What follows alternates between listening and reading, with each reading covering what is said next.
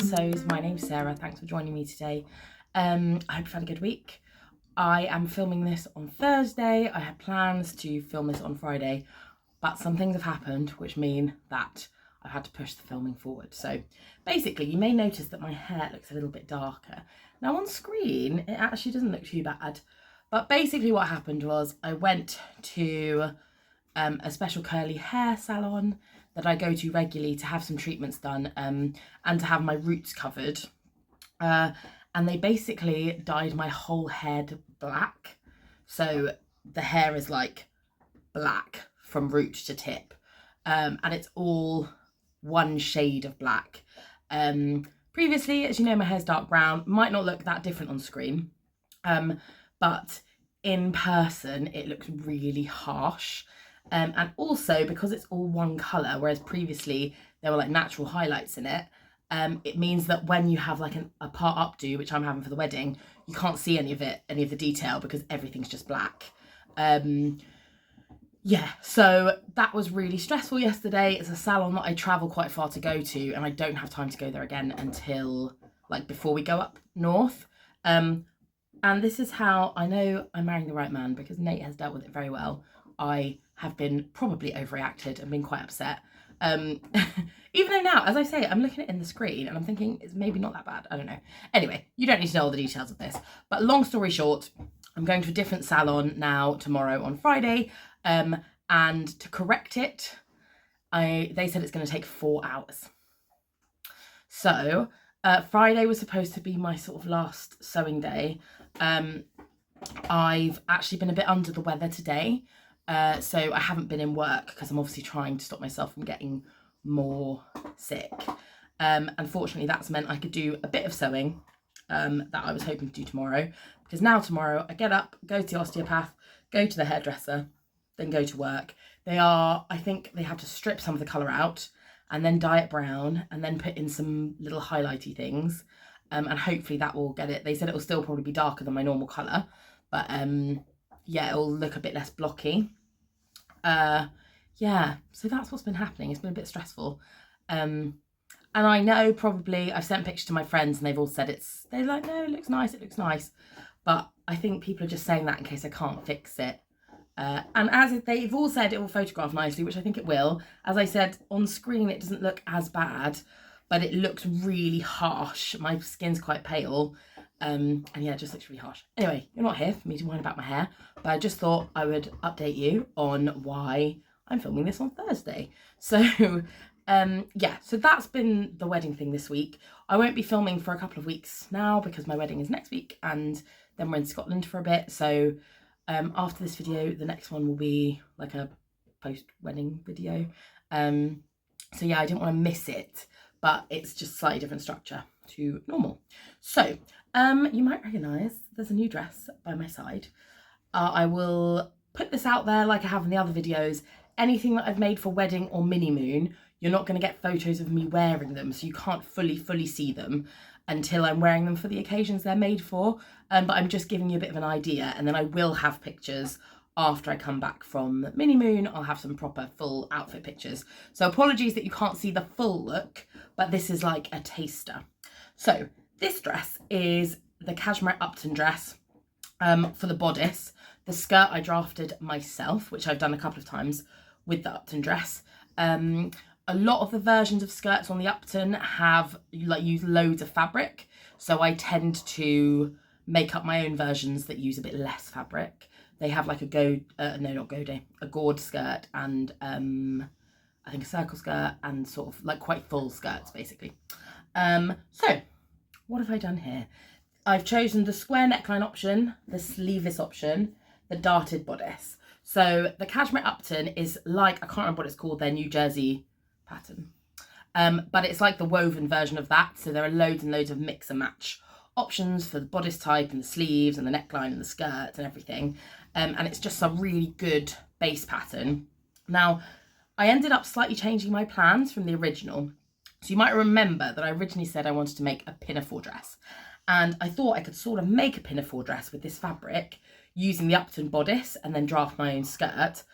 But I ended up basically drafting a skirt. I'll try and put like a little video in so you can see the details more. but I pleated it, and it's midi length. I basically made it as long as I could with the fabric I had, and then I thought, oh, I'll just chop it. I just didn't want to make it too short to begin with, and then actually I really love it at this length, so I think I might stick with it at the length it's at. I still need to hem it at the bottom and hem the lining. It's the only thing I have left to do. So let me show you the back, and then I'll talk to you a bit more about the fabric. So the back, I chose the high neck option. There is also, it's like a sort of soft V-neck at the back, but I've always made this version. There is an invisible zip, which isn't completely invisible, but it's invisible enough. This pattern matching is frustratingly not great, but I have long hair. So who's gonna know? Do you know what I mean? Who's gonna know? It's that thing where it's irritating because it's close to being lined up, and that just makes it worse, doesn't it? So just don't look too closely. That's not great. And then on the inside, if I unzip it, I have this nice lining, which this fabric is from Jenny Stitches and is her just average lining fabric. And I think it's something like £3 a metre or something. It's really cheap. This was in, I think it's the either wine or burgundy colourway. And I have this is a Sarah's Stitches label. So stitched with love, which I thought was cute. And the fabric is a wool coating fabric from Jenny Stitches. I think I got the last of it. I said this to you last time, but it was nice and easy to work with. It has a little bit of give, obviously, because a lot of these wool coating fabrics have like a slightly looser weave. So yeah, it has a bit of give. The lining doesn't have any give, so it sort of keeps the structure as it should be. But it just means there's a bit more movement in the skirt. The waist as well, the waistband has come up a little looser than when I made this previously. But again, that's to be expected because the fabric is, yeah, just slightly less stable. Excuse me. I'm starting to be a bit worried that there's not going to be cold enough. Sorry, Nars, scratching in the background. I'm starting to worry it's not actually going to be cold enough for me to wear this, because this is it's quite warm, because obviously it's a wool blend. But yeah, so I'll show you a video of the skirt. It's got quite a full skirt, so it's turned into being not like a traditional pinafore dress. But I think I will still wear this probably I'll wear it for the day, I think, because the wool is very daytime. And I've made a little black like polo neck top, which I'm going to wear underneath. So that is one of the things I've made this week. So the other Minimoon project that I had planned was the Sissy slip dress, which you will now see. Sorry, Nala's in the corner nagging for me to stroke her. Is the Sissy slip dress, which you will see here. I'm really chuffed with how this has turned out. It was my first time making this pattern. It's got a nice fit. I was a bit worried. It's just not a silhouette I would normally wear around the sort of tummy area, but it's worked out really nicely. There's plenty of ease. And obviously the combination of it being cut on the bias makes, yeah, it a flattering fit, I think. I felt like it was a flattering fit. This neckline is obviously to die for. There are two options for the neckline. So there's this version with the little spaghetti straps, or there's a version with like thicker straps.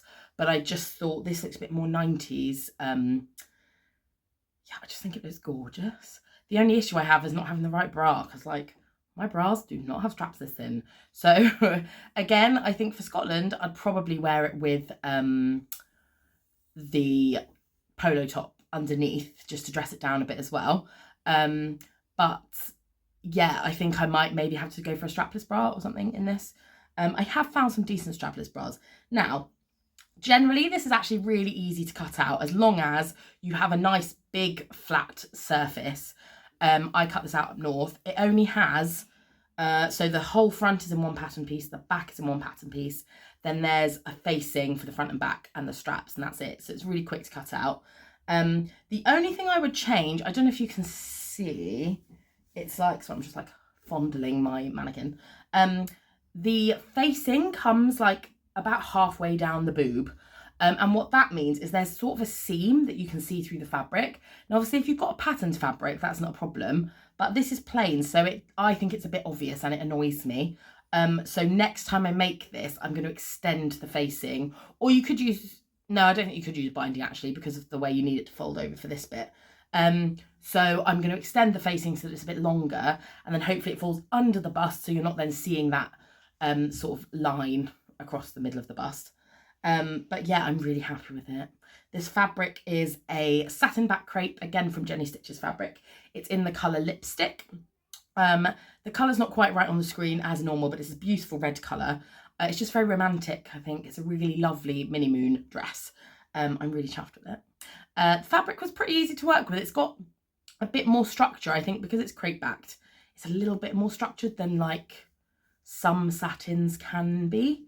So it wasn't too bad to work with. Jenny has just had a delivery of this same fabric in some different colourways. There's a really gorgeous cobalt blue. I think there's a black. There's probably something else, but the cobalt blue is the one I have my eye on. So maybe I'll make another dress in cobalt blue. Don't know. But yeah, so that's the other Minimoon make, and that's all of my Minimoon makes done. Almost. I'll tell you, I've got a possible plan, but I just don't know if I can get it done in time, even though it's super simple. So to recap, we had I've made 2 toaster sweaters, one in plain black cotton jersey, one in a burgundy rib knit. I have made a self-drafted gathered skirt with a flat waistband at the front and an elastic waistband at the back out of this Celestial Fabric Godmother viscose. I have made some Erin dungarees by Tilly and the Buttons out of a jumbo cord in a colour called Berry, which is sort of a purpley colour. And then I've made my Kashmir Upton dress with the wool that I showed you earlier, and I made this slip dress, which I think is enough. So that's my Minimoon wardrobe pretty much done, apart from I have this fabric left over. Oopsie. I have this fabric left over from a little Miss So-and-so box, and I think I have enough to make a t-shirt. I thought it would look nice under the dungarees. Yeah, the black top feels a bit like too plain and too heavy under the dungarees, whereas this fabric looks really nice, and I think I have enough to make a long sleeve t-shirt. So that's the last thing. If I have time, I'm going to cut that out, but if I don't, I don't. It's not the end of the world. So yeah, so those are the main Minimoon makes. Now I've also finished putting the patches on the oversized Billy sweatshirt that I made. So I'm just going to grab that and I'm going to show you what I ended up doing. Right, so the sweatshirt is another Minerva brand ambassador project using one of their French terry fabrics. It's their own brand, like Minerva core range, French terry fabrics. But I didn't want it to just be plain. So the plan for this is to wear it the day after the wedding, and generally just to wear it around the house. It's going to be a sweater that I keep and just wear myself. I initially bought some patches that were covered with pearls, but they're really difficult to stitch on because they're so densely embellished. And also the look just wasn't quite right. It wasn't as, I thought it wouldn't be as wearable around the house because it's a bit spangly, but the silhouette of the jumper is too relaxed really to wear it anywhere else. So here is what I've ended up doing. So on the back of the jumper, I have used some plain gold embroidered letter patches. I've had these for ages. I had to top up a bit more because I didn't have certain letters, which is annoying. So, but yes, I put just married on the back, which I thought was kind of cute.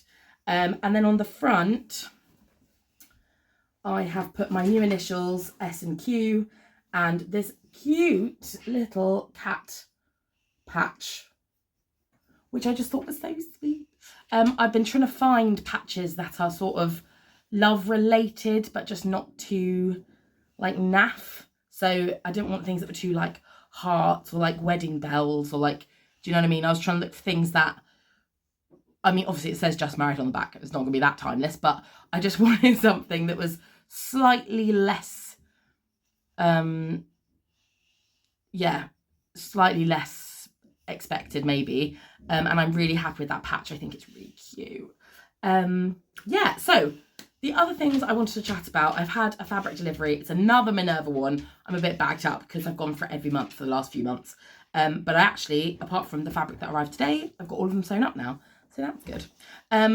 So I've had this wool delivered. Now my plan is to make a Paper Cut Patterns Nova coat. I made this pattern before. It was the first coat pattern I ever made. And that was a couple of years ago now. Wore it all the time. It's looking a little bit bedraggled now because, I mean, when I say I wore it all the time, I really mean I wore it all the time. Nala, what are you doing? Nala, Nala, what are you doing? Get down. Nala, get down. Oh, she's worked out. She's worked out her ball is on a shelf. Hang on, whilst I manage this situation. Okay, sorry. She worked out a ball I'd hidden from her about 3 weeks ago. Was on a high shelf and she was like climbing up the shelves to get it. Anyway, so I wanted to make another one. I think I'll probably... This is why I hid the ball on the top shelf. I think I will probably do a better job with finishing it this time. There were just a couple of things that were a bit messy last time, but I still love that version. So this is going to be, I think, a slightly more polished version.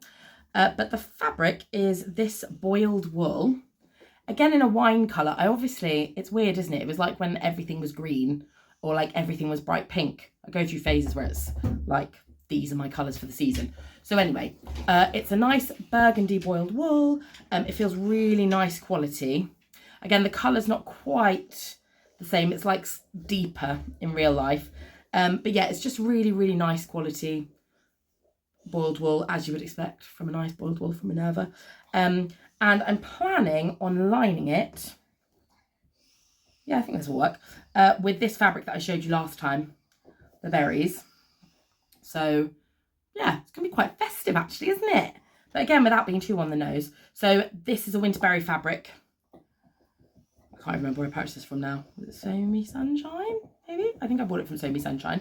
Yeah, and the boiled wool was gifted, I should say. Now, last week I also spoke about what to do with my fleece back corduroy, and I had some really good suggestions. And also since then, Tilly and the Buttons have released an unlined jacket. And I've been umming and ahhing because boxy jackets are not massively my thing. And I already have the Ilford that I made for Nathan, which is Friday Pattern Company. And I also have the Sew Over at Frankie. And I like that one a bit more because it's got some slightly more like fitted elements. But that one is lined, whereas the new Tilly and the Buttons one is not lined. And there's part of me thinking that might actually be a really good shout for, I think it's called Sunny, which is my nephew's name. So yeah, so the Sunny jacket, I might use that to use my fleece back corduroy. And the other release that's happened recently, literally today, is Sew Over It have released the Portia dress, which is like a jersey dress. It's got like a knot front at the waist, and it has sleeves, and you can have different lengths of skirt. There's also a colour blocking option. And I was really excited by this because, excuse me, because I have a dress that I have worn to death. This is just plain black. It's really flattering shape. It has that knot front. It has a V, and although it goes quite low, so it elongates the neck, it like doesn't actually show any cleavage, so it's very appropriate for lots of things. The version I have has these grown-on sleeves, sort of like the Elodie sleeves, so almost like, yeah, like a bit of a kimono silhouette shape. And yeah, I basically just wore it. I wear it all the time. I've worn it to weddings. I've worn it when I sing in weddings or at funerals or at events where I have to wear black. That's my dress. Yeah, I just wear it all the time. I've had it for absolutely years, but it's falling apart. And this pattern is really similar.